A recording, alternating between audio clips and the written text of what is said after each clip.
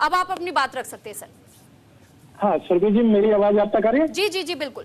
हाँ हाँ सुरभि जी, देखिए जब वक्फ बोर्ड की बात होती है तो यहाँ पर देखिए आश्रम की जमीन की भी बातें होनी चाहिए, मठ की जमीन की भी बातें होनी चाहिए, और अयोध्या के अंदर जो हमारे सैनिक भाई थे जो 13,000 एकड़ जमीन थी उनकी भी बातें होनी चाहिए। किस तरीके से पूंजीपतियों ने वो जमीनें ले ली उसका भी जिक्र होना चाहिए। लेकिन यहाँ पर तो सिर्फ और सिर्फ वक्फ बोर्ड की जमीन की बातें होती है।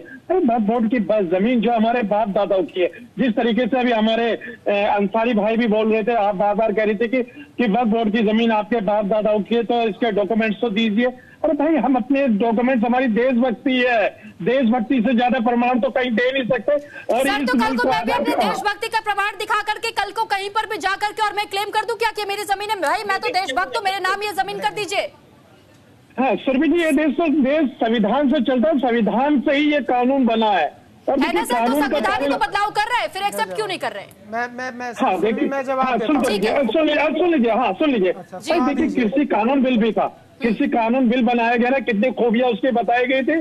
तो कृषि कानून बिल के बाद क्या हुआ, माफी मांगनी पड़ी पूरे देश के सामने और कहा कि हम अब समझा नहीं पाए देश की जनता को। उसी तरीके से वक्फ बोर्ड के अंदर जो संशोधन की बात कर रहे हैं, ये संशोधन नहीं है, ये वक्फ बोर्ड की जमीन को किस तरीके से अपने कब्जे में लेना, वो सारी एक प्लानिंग है। देखिए हमारी अपनी जमीनों पे हमारा जो मालिकाना हक है वो आप लेना चाहते, किस बेस पे लेना चाहते?